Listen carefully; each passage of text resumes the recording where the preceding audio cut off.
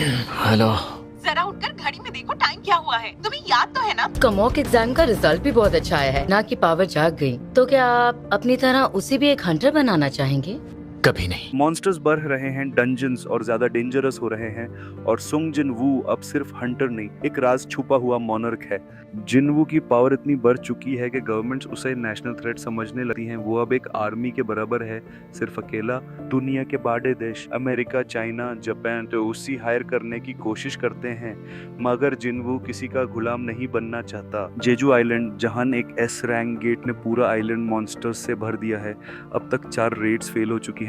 क्या जिनवू इस monster colony को डिस्ट्रॉय कर सकेगा? जेजू में जिनवू का सामना होता है एंट किंग से, एक मॉन्स्टर जो हंटर्स को सेकंड्स में मार देता है। लेकिन जब जिनवू उसके सामने आता है तो पावर का असली मतलब मॉन्स्टर्स भी समझ जाते हैं। जापान का सबसे पावरफुल हंटर गोतो ryuji एंट किंग से लड़ता है और बिना कुछ कर पाए मर जाता है। मुश्किल जंगों में वो शामिल होता है, वो उतना ही ज्यादा ताकतवर बन जाता है, जिस सब किसी शैतानी शक्ति जैसा लगता है।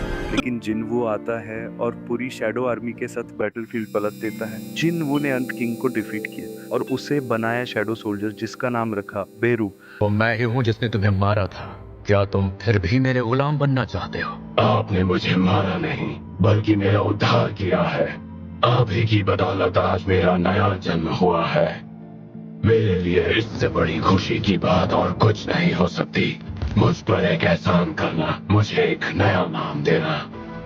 बेरू। आज से तुम्हारा नाम होगा बेरू। शुक्रिया मेरे किंग।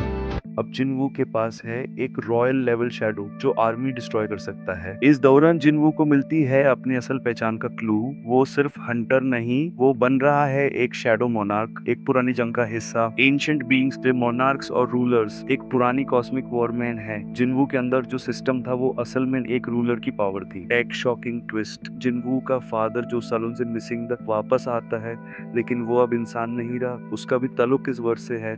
सीजन के एंड पर और भी मोनार्क्स दुनिया में एंटर कर रहे हैं। वो जिनवू को मारना चाहते हैं क्योंकि वो उनका सबसे बड़ा खतरा बन गया है। ये था सोलो लेवलिंग सीजन 2, जहां एक हंटर एक मोनार्क बन गया। अगला सीजन सिर्फ सर्वाइवल का नहीं, एक डिवाइन वॉर का हिस्सा होगा। लाइक, कमेंट और सब्सक्राइब करी सा, और बताइए क्या जिनवू इंसान रह पाएगा या सिर्फ एक शैडो बन जाएगा।